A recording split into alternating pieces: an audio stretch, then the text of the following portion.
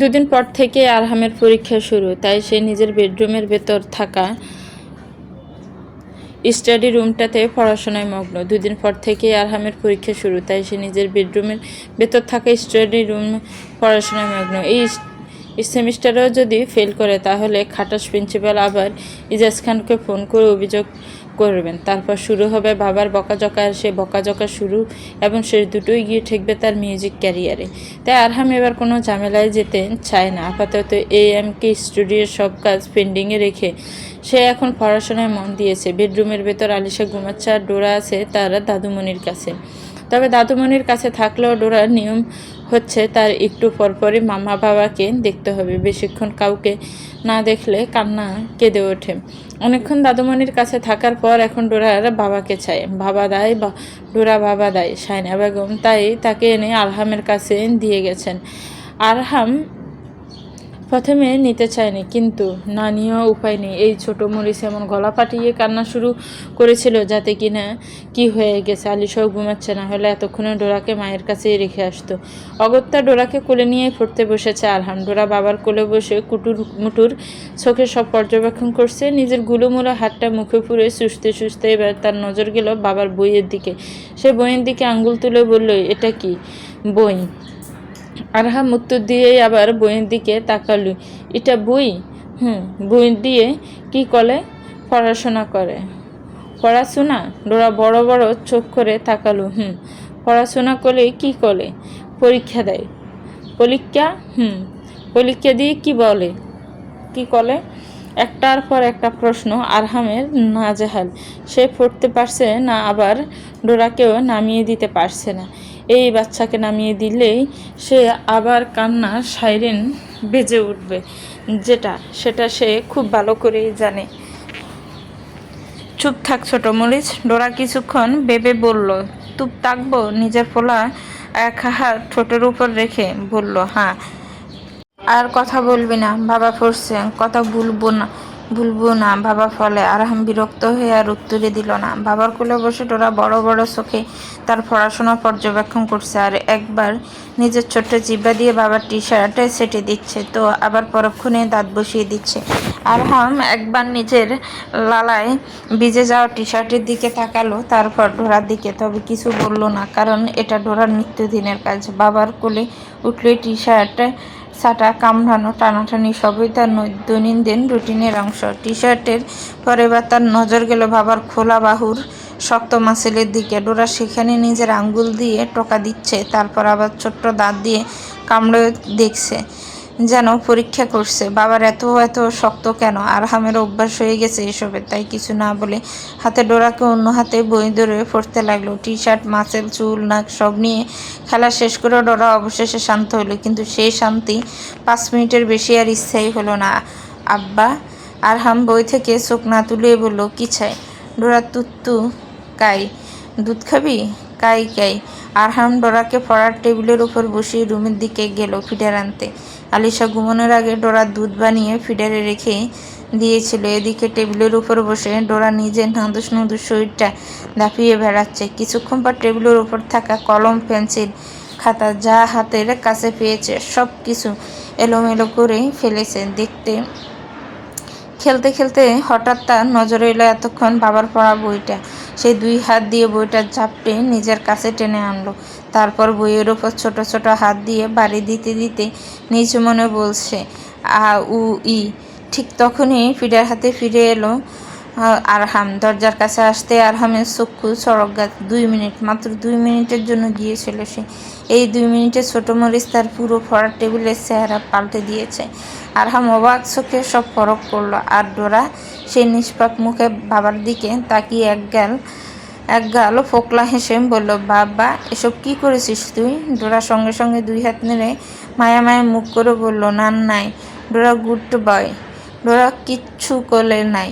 তাহলে এসব কে করেছে? ডোরা কিছুক্ষণ চারপাশে তাকিয়ে রইল, তারপর দূরে থাকা বড় টেডি বিয়ের দিকে আঙ্গুল তুলে বলল, টেডু করেছে সব। ডোরা কিছু কোলে নাই। ডোরা গুড। যেন সে বোঝাতে চাইছে সব দোষ টেডি বিয়ারের। ডোরা তো একদম নিষ্পাপ। আরহাম ছেলের বুদ্ধিতে অবাক না হয়ে পারল না। সব এখন টেডুর দোষ। আরহাম আর কিছু বলল না। চেয়ারে বসে টেবিলের উপর ফিডার রাখলো, কিন্তু ডোরার এখন ফিডারের দিকে কোনো মনোযোগ নেই।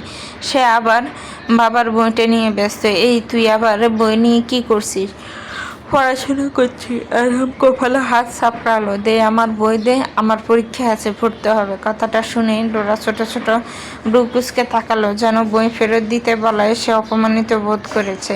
সে তার ফোলা ফোলা গালা আরও ফুলিয়ে বাবার দিকে নিজের গুলুমুলো আঙ্গুল তুলে শাসিয়ে বলল, তাই দে, ডোরারও পরীক্ষা, ডোরাও পড়বে। তোমার কিসের পরীক্ষা? বইয়ের পরীক্ষা। আরহাম ডোরার মুখের দিকে তাকিয়ে রইল। আন্ডার দাঁত উঠেনি 4টা, আর সে নাকি দেবে পরীক্ষা। বলে আবার বইটা নিতে হাত বাড়ালো। দে আমার বই দে। ডোরার সঙ্গে সঙ্গে বইটা নিজের গুলুমুলা হাত দিয়ে ডাকার ব্যর্থ প্রচেষ্টা করলো। তার ছোট ছোট হাতে সে বইয়ের একাংশ ডাকতে পারেনি। তুপ কল, ডোরা পড়ছে, ডোন্ট ডিস্টার্ব। আচ্ছা কি পড়ছিস? ডোরা এবার চুপ করে গেল, জানে সে কিছু ভাবছে। তারপর কপাল কুঁচকে বইয়ের দিকে তাকিয়ে কিছুক্ষণ চুপ করে থেকে একগাল হেসে বলল, ডন্ডার বই পড়ছি ছোট মরিচ। এই ডাক সে মায়ের কাছ থেকে শিখেছে। সব ওই ভুটকির দোষ। ভাবতে ভাবতে আরহাম তেতে উঠে বইটা কেড়ে নিতে হাত বাড়াতে ডোরার সঙ্গে সঙ্গে বাবা চুল মুঠো করে ধরে ফেললো। এই ছাড় বলছি, আমার চুল ছাড়। ডোরা ছাড়ার বদলে আরও জোরে টান দিল। আরহামও কম যায় কিসে, সেও ডোরা ছোট চুল মুঠ করে ধরে বলল, স্যার। কয়েক সেকেন্ডের সে টানাটানির পর ডোরা গলা উঁচিয়ে কান্না শুরু করলে। আরহাম তড়িগড়ি বললে, এ ভাব আমার, চুপ। আচ্ছা দেখ, তোকে চকলেট দিব। ডোরা কান্না মুহূর্তে থেমে গেল। সে বড় বড় চোখ করে বাবার দিকে সে জিজ্ঞেস করলো, চকলেট দিবা? দিব। ডোরা টিপ কই? চিপও কাই? চিপসও দিব।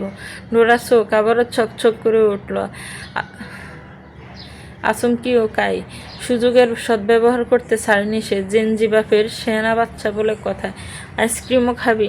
ডোরা মাথা দোলালো। আরহাম অসহায় মুখে বলল, সব দিব বাপ, শুধু তোর মায়ের সামনে বলিস না এসব। ডিল। ডোরার সঙ্গে সঙ্গে নিজের ছোট্ট হাতটা বাবার দিকে বাড়িয়ে দিল। দিল। ডোরা বাবা দিল। আজ আরহামের পরীক্ষা ছিল। খুব বেশি ভালো না হলে একেবারে খারাপ হয়নি। গত 2 দিন এই সাবজেক্টটা নিয়ে এমন পেরেশানিতে ছিল যে ঠিকমতো ঘুমানোর সুযোগ হয়নি। তাই পরীক্ষা শেষ করে আর কোথাও না গিয়ে সোজা খান ম্যানশনে চলে এসেছে। বাসায় ফিরতে জুতা মোজা খোলারও যেন ধৈর্য নেই তার। বেডরুমে ঢুকে এক ঝাঁপে বিছানায় শুয়ে পড়ল। তখন ডোরা প্লেয়িং ম্যাটে বসে ছোট ছোট খেলনা দিয়ে খেলছে। এক হাতে ঘড়ি ঠেলছে, তো অন্য হাত দিয়ে নিজের মতো করে শব্দ করছে, বুম বুম বুম। ডোরা সেই খেলায় মগ্ন থাকার মাঝে ড্রেসিং রুম থেকে বের হলো আলিশা। বিছানার দিকে তাকাতে তার চোখ কপালে। আরহাম ফ্রেশ না হয়ে বিছানায় শুয়ে গেছে। এই তুমি ফ্রেশ না হয়ে শুয়েছ কেন? উঠো। আরহাম চোখ বন্ধ রেখে বিরক্ত গলায় বলল, উফ লিসা, জ্বালাস না তো, একটু রেস্ট নিতে দে। ফ্রেশ হয়ে রেস্টে নাও। না, যা তো এখান থেকে, এখন উঠতে পারবো না আমি, অনেক টায়ার্ড লাগছে। আলিশা হাত গুটিয়ে দাঁড়িয়ে বলল, এমন ভাব করছো যেন তুমি ছাড়া কেউ কোনোদিন এক্সাম দেয়নি। আরহাম এবার চোখ খুলে তার দিকে তাকালো। দিয়েছে, তবে সারা রাত বাচ্চা পেলে না ঘুমিয়ে এক্সাম দিতে চায়নি। তুই নিজে তো ঘুমালে হুঁশ থাকে না। এদিকে ডোরা রাতে খিদে পেলে কান্না করে, তখন আমার উঠে ওকে খাওয়ানো লাগে। আলিশা জানে কথাটা মিথ্যা নয়। ডোরা প্রায় মাঝরাতে ঘুম থেকে উঠে যায়। আরহাম খেয়াল না রাখলে হয়তো আলিশাকেই উঠতে হতো, কিন্তু একবার ঘুমিয়ে পড়লে আলিশার যেন দুনিয়ার সব কিছুর সাথে সংযোগ বিচ্ছিন্ন হয়ে যায়। তাই রাতের বেলায় ডোরার দায়িত্বটা বেশিরভাগ সময় আরহামই সামলায়। আলিশা একটু নরম হয়ে বলল, ওকে খাইয়ে আবার ঘুমিয়ে গেলেই তো হয়, সারা রাত জেগে থাকো কেন? আরহাম এবার বিরক্ত হয়ে সোজা হয়ে বসলো। তো ছেলে একবার উঠলে সহজে ঘুমায়? একবার চোখ খুললে তাও ভোরের আগে তার চোখে ঘুমের লেশ মাত্র থাকে না। বলতে বলতে বিছানা থেকে উঠে ওয়াশরুমের দিকে হাঁটা দিল সে। এদিকে ডোরা এক পলক মাম্মা বাবার দিকে তাকিয়ে আবার নিজের খেলায় মন দিল। ছোট ছোট গাড়িগুলো এদিক ওদিক ঘুরিয়ে মুখে দিয়ে নানান শব্দ করছে, বুম বুম দেয়। আলিশা এবার বেডের দিকে তাকালো। সেখানে আরহামের ব্যাগ, মোজা, ঘড়ি সব চড়িয়ে ছিটিয়ে পড়ে আছে। এলোমেলো রুম আলিশার একেবারেই পছন্দ নয়, কিন্তু ডোরা হওয়ার পর থেকে তার রুম আর আগের মতো গোছানো থাকে না। সে একবার ফ্লোরের দিকে তাকিয়ে দেখলো পুরো জায়গা জুড়ে ডোরার খেলনা ছড়াছড়ি। শান্তা, সার্ভেন্ট একটু পরেই আসবে ফ্লোর ঝাড়ু দিতে। তাই আলিশা ডোরার কাছে গিয়ে তাকে কোলে তুলে বেডের উপর বসিয়ে দিল। ব্যাস, খেলার মাঝখান থেকে তুলে দেওয়া ডোরার চোখ মুহূর্তে চলচল করে উঠল। আলিশা সঙ্গে সঙ্গে বলল, ডোরা একদম কান্না করবে না। চুপ করো বলছে, কিছুই হলে কান্না করতে হবে কেন তোমার? ডোরা নাক টেনে বলল, ডোরা খেলবে, অনেক খেলেছ, আর না, এখন ঘুমাবে তুমি। ডোরার সঙ্গে সঙ্গে মাথা নাড়ল। ডোরা ঘুমি না। নাই কেন? কেন নাই? ডোরা ঘুমিয়ে বেরু গেছে। ডোরার ঘুম বেড়াতে গেছে? গেছে। ডোরার সঙ্গে সঙ্গে জানালার দিকে আঙুল তুলে দেখালো। তার ঘুম নাকি জানালা দিয়ে বের হয়ে বাইরে বেড়াতে গেছে। আলিশা হাসি চেপে বলল, আচ্ছা, তবে ঘুমাতে হবে না, চুপচাপ বসে থাকো। আচ্ছা। ডোরার সঙ্গে সঙ্গে ভালো বাচ্চার মতো বসে গেল, কারণ সে জানে এখন বেশি দুষ্টুমি করলে মাম্মা তাকে জোর করে ঘুম পাড়িয়ে দেবে। আলিশা ডোরাকে বেডের ওপর বসিয়ে তার ফিডার বানাতে গেল। মাম্মা রুম থেকে বের হওয়ার সঙ্গে সঙ্গে ডোরার দুষ্টুমি আবার শুরু। বেডের উপর বসে থাকা অবস্থায় সে চারপাশে তাকালো। মাম্মা নেই, বাবাও নেই। ডোরা ধীরে ধীরে হামাগুড়ি দিয়ে বেডের কিনারায় গিয়ে আস্তে আস্তে বেড থেকে নেমে দাঁড়ালো। তারপর ছোট ছোট পা টিপে চলে গেল আলিশার বেনিটির সামনে। বেনিটির নিচের দিকে একটা ড্রয়ার আছে, যা ভুলবশত আজ একটু খোলা রয়ে গিয়েছে। ডোরা দ্রুত হাত বাড়িয়ে ভিতরে জিনিসপত্র নিয়ে ছেড়ে ঘাঁটতে লাগলো।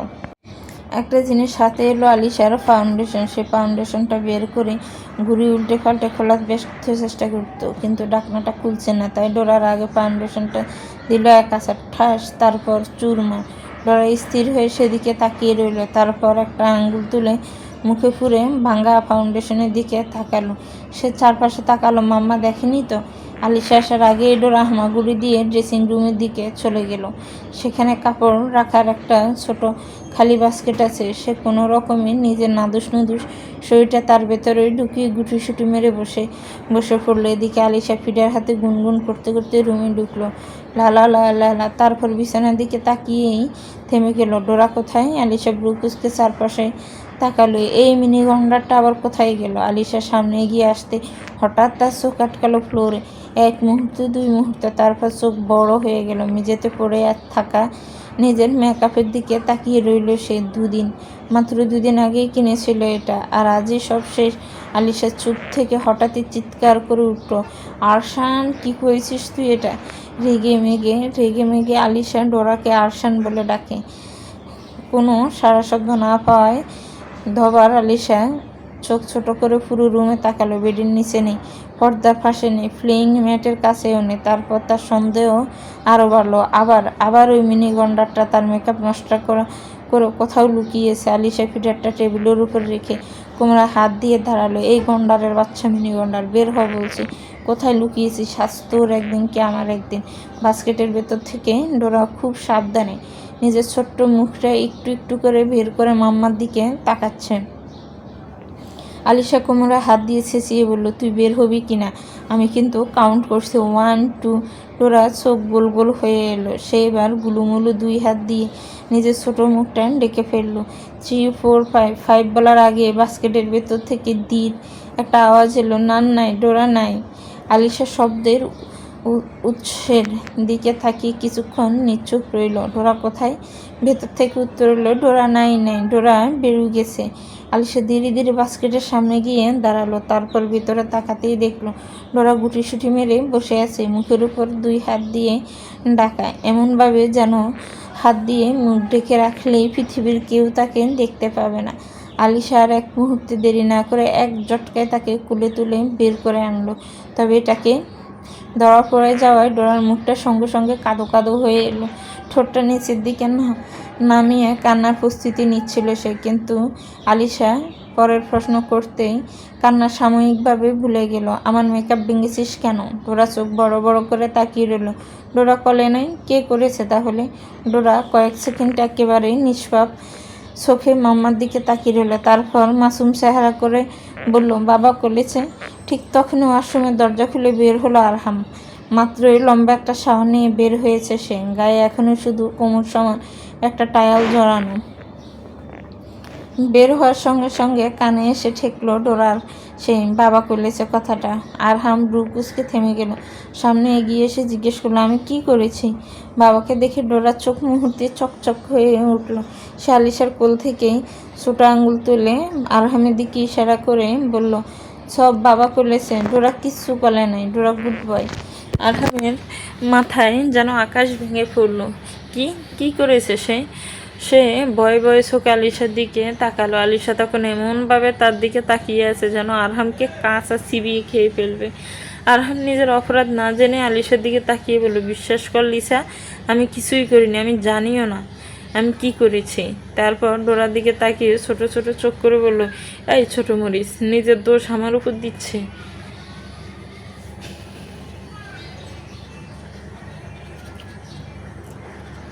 ডোরা তখনও মায়া মায়া মুখ করে তাকিয়ে আছে। আরহাম এবার তার দিকে আঙ্গুল তুলে বলল, আবার কি আকাম করেছিস পটকান? ডোরার সঙ্গে সঙ্গে চোখ নামিয়ে ফেলল। মুখটা এমন নিষ্পাপ করে রেখেছে যেন তার থেকে ভদ্র বাচ্চা দুটো নেই। আলিশা এবার রাগে কটমট করতে করতে বলল, সব তুমিই করেছ, এসব কিছু ডোরা তোমার থেকেই শিখেছে। আরহাম হতভম্বা, আমি? হ্যাঁ তুমি। আমি আবার কি শেখালাম? আলিশা আর কোনো উত্তর না দিয়ে ডোরাকে তার কোলে তুলে দিতে দিতে বলল, যেমন বাপ তেমন ছেলে, বলে গটগট করে রুম থেকে বের হয়ে গেল।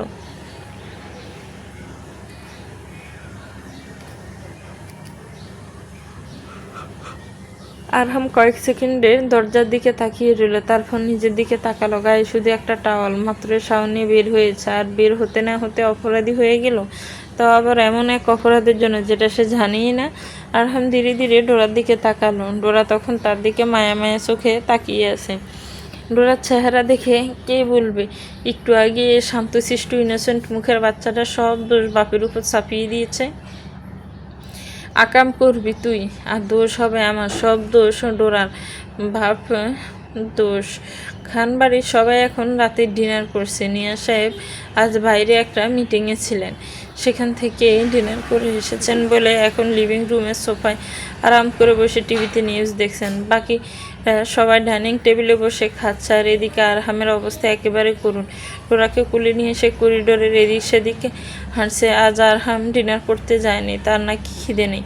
একটু আগে রামেন খেয়েছে, তাই ভেবেছিল ডিনারের সময়টুকুতে বন্ধুদের সঙ্গে বাইরে গিয়ে একটু আড্ডা দিয়ে আসবে, কিন্তু তার সেই পরিকল্পনা ভেস্তে দিয়েছে ছোট মরি। ডোরা বাবার কোল থেকে নামার নামই নিচ্ছে না, দুই হাত দিয়ে বাবার গলা উঁচিয়ে ধরে ঝুলে আছে।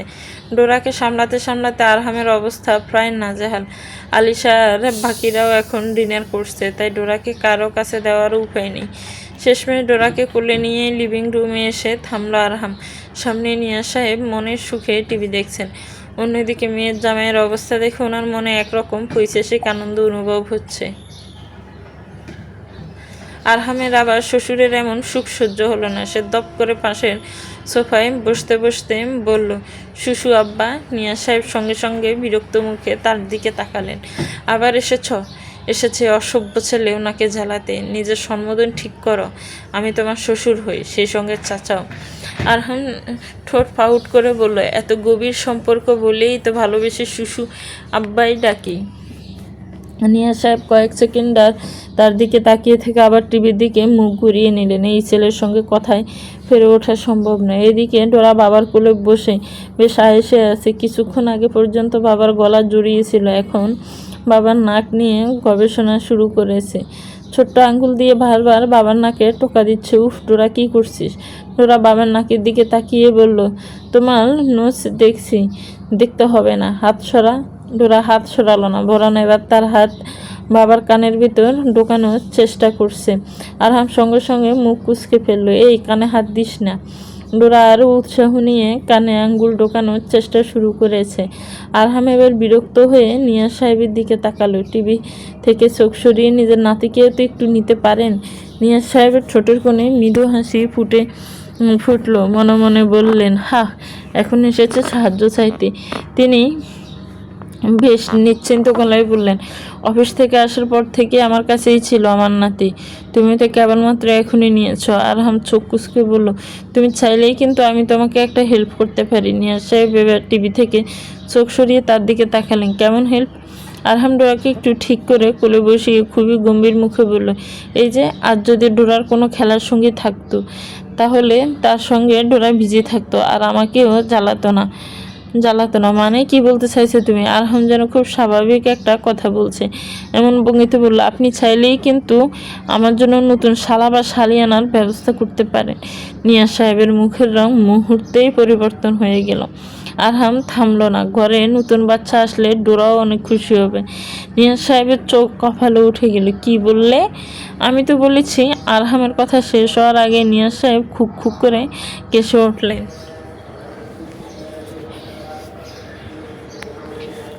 মাথার ভেতর যেন একসঙ্গে হাজারটা চিন্তা ঘুরতে শুরু করেছে। নানা হওয়ার পর আবার বাবা এই বয়সে, সি সি সি, কেউ শুনলে কি বলবে? নিয়াজ খান কিনা বুড়ো বয়সে আবার বাবা হতে চলেছেন। নিজের চিন্তাতেই তিনি নিজে অস্বস্তি দিয়ে পড়ে গেলেন। এরপর হঠাৎ নিজেকেই মনে মনে ধমক দিলেন।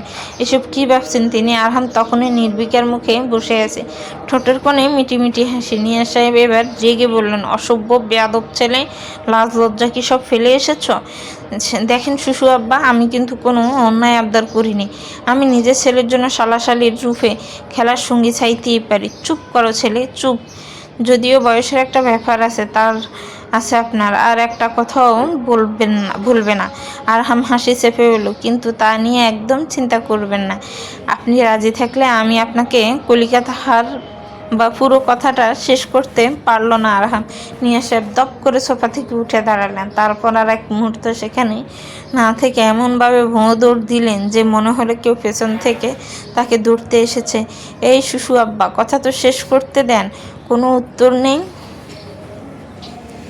নিয়াজ সাহেব ততক্ষণে পর্দার আড়াল পেরিয়ে সোজা অন্যদিকে চলে গেছেন।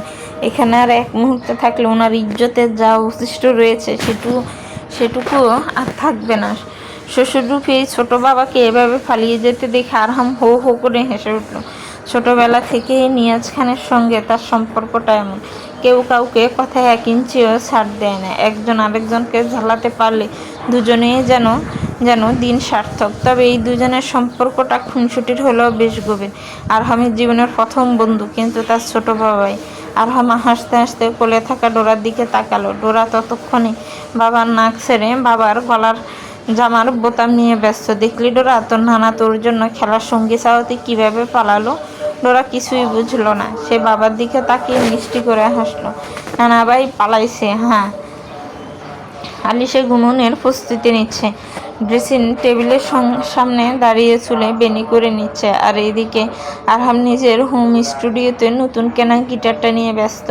নতুন গিটারটা হাতে নিয়ে কখনো স্ট্রিং টেনে দেখছে, কখনো ট্রেনিং মিলিয়ে নিচ্ছে। এটাই মনোযোগ দিয়ে দেখছিল সে পাশের রুমে কী হচ্ছে, সেদিকে তার কোনো খেয়ালই নেই। অন্যদিকে ডোরা বেশ কিছুক্ষণ ধরেই দুষ্টুমি করছে। একবার বেডের উপর উঠছে তো আবার নেমে যাচ্ছে, কখনো বালিশ টেনে নিচ্ছে, কখনো খেলনা ছুড়ে দিচ্ছে। শেষমেশ আলিশা বিরক্ত হয়ে ফাঁস থেকে আরহামের ফোনটা তুলে নিয়ে তাতে বেবি শার্ক চালু করে ডোরার হাতে ধরিয়ে দিল। ব্যাস, ডোরা শান্ত। সে গান শুনতে শুনতে নিজের মতো করে হাত পা চুরাচুরি করে দিয়েছে। কিছুক্ষণ পর আরহাম স্টুডিওর রুম থেকে বের হয়ে বেডরুমে ফিরল। রুমে ঢুকে তার চোখ আটকে গেল ডোরার হাতে থাকা ফোনে। তার ফোন আর ডোরা তাতে গান শুনতে শুনতে উচ্ছ্বসিত হয়ে ফোনের উপর একের পর এক বাড়ি মারছে। আরহাম এগিয়ে গিয়ে হাত বাড়ালো, এই দে তো আমার ফোনটা। ডোরার সঙ্গে সঙ্গে ফোনটা গুলুমুলু দুই হাত দিয়ে চেপে ধরল। না নাই, দে বলছি। ডোরা মাথা জাকালো, সেই দিবে না। আরহাম এবার ফোনটা নেওয়ার চেষ্টা করতে ডোরা পা দাপিয়ে প্রতিবাদ শুরু করেছে। আরহাম ফোঁস করে শ্বাস ছেড়ে বললে, এতটুকু আন্ডা আমার ফোনটা জব্দ করে বসে আছে। পাশ থেকে আলিশা নির্বিকার গলায় বলল, ওর বাপের ফোনও নিয়েছে, তাতে তোমার কি? আরহাম দাঁতে দাঁত চেপে বলল, কারণ ওর বাপটা আমি নিজে। আরহাম এবার ডোরার সামনে গিয়ে হাঁটু গেড়ে বসল। এতটুকু বাচ্চার হাতে ফোন দিয়েছে কে? আমি দিয়েছি। আলিশা, এতটুকু ইঁদুরকে এসব কী শেখাচ্ছিস তুই? আলিশার সঙ্গে সঙ্গে বলল, বাপের মতো বড় ইঁদুর হতে শিখাচ্ছি। আরহাম কিছু বলার আগে ডোরা নিজের গুলোমুলু পা দাপিয়ে হাত তালি দিতে দিতে বলছে, বাবা ইঁদুর, ডোরা ইঁদুর। দুদিন পর আজ সকাল থেকেই কেমন যেন অস্থির লাগছে আলিশার। কেমন যেন লাগছে সে নিজেও বুঝে উঠতে পারছে না। বুকের ভেতর কেমন দুঃখফুক করছে, মাঝে মাঝে মনে হচ্ছে দমটা যেন আটকে আসছে। অথচ এমন তো কোনোদিন হয় না তার। তাই সে নিজের ব্যস্ত রাখার জন্যই কিচেনে এসে দাঁড়িয়েছে। ডোরা সেরেলাক আর সুজি ছাড়া তেমন কিছুই খেতে চায় না। তাই ডাক্তার যে বেবি ফুড চার্ট দিয়েছে সেটার কথা মাথায় রেখে সেই সব উপকরণ দিয়ে ইউটিউব দেখে নতুন নতুন রেসিপি ট্রাই করছে আলিশা। হয়তো খাবারটা একটু মজা করে বানাতে পারলে ডোরা খেতে চাইবে, কিন্তু আজ তার মনটাই যেন কোনো কাজে বসছে না, কারণ ডোরা বাসায় নেই। প্রায় 2 ঘন্টা আগে ঘুরতে বের হয়েছে সে। সাধারণত ডোরা সারাক্ষণ তার আশেপাশে থাকে, তাকে খাওয়ানো, খেলানো, দুষ্টুমি সামলানো সব মিলিয়ে কখন যে দিনের অর্ধেক সময় কেটে যায় তা আলিশা টেরই পায় না। অথচ আজ 2 ঘন্টা যেন 2 যুগ সমান লাগছে তার কাছে। ডোরাকে এর আগে কোনো দিন এভাবে একা বাইরে যেতে দেয়নি আলিশা, কিন্তু আজ বাচ্চাটা যাওয়ার জন্য এতই জেদ করছিল যে শেষ পর্যন্ত দিতে হয়েছে। হয়তো এটাই প্রথমবার বলে তার এমন অস্থির লাগছে। নিজেকে বোঝালো আলিশা, এই তো আর কিছুক্ষণ পরেই ডোরা ফিরে আসবে, তারপর আবার দুষ্টুমি শুরু করবে। এই ভেবেই নিজেকে কাজে ব্যস্ত রাখছে সে। ডোরার জন্য আজ একটা নতুন রেসিপি বানাবে, দেখতে সুন্দর করে বানিয়ে দিলে নিশ্চয়ই বাচ্চাটা খেতে চাইবে। সবজি, কিছু ফল আর ডাক্তার অনুমোদিত কয়েকটা উপকরণ ব্লেন্ড করে একটা মজার খাবার বানানোর চেষ্টা করছে আলিশা। সবজি ব্লেন্ডারে বসিয়ে যেই না সুইচ অন করার জন্য হাত বাড়াবে, ঠিক তখনই বেশি এলো নীলার চিৎকার। আলিশার হাত সেখানেই থেমে গেল। এক মুহূর্তের জন্য তার বুকের ভেতরটা কেমন ধক করে উঠল। আবারও চেঁচামেচির আওয়াজ কানে এসে ঠেকতে আলিশা আর এক মুহূর্ত দাঁড়িয়ে না থাকলো না। কিচেনের কাজ, ব্লেন্ডার, রেসিপি সব কিছু ভুলে ছুটে গেল ড্রয়িং রুমের দিকে। কি হয়েছে? কিন্তু মুখ থেকে কথাটা বের হওয়ার আগেই নীলার কাঁপা কাঁপা গলা আবারও কানে এলো, গাড়ি অ্যাক্সিডেন্ট করেছে। চলবে তো ভিউয়ার্স, গল্পটার এই পর্ব কেমন লেগেছে একটি কমেন্টস করে জানাবেন। গল্পটা ভালো লাগলে একটি লাইক করবেন, গল্পটাকে শেয়ার করবেন, আর আমার চ্যানেলকে সাবস্ক্রাইব করবেন। যারা অলরেডি সাবস্ক্রাইব করে রেখেছেন তাদেরকে অনেক অনেক ধন্যবাদ। ভালো থাকবেন, সুস্থ থাকবেন, আমার চ্যানেলের সাথেই থাকবেন। আর একটা কথা, শ্রাবণ শেষের উদ্যোর এটা খুব শীঘ্রই দেওয়ার চেষ্টা করব। ভালো থাকবেন, আল্লাহ হাফেজ, আসসালামু আলাইকুম রহমতুল্লাহ।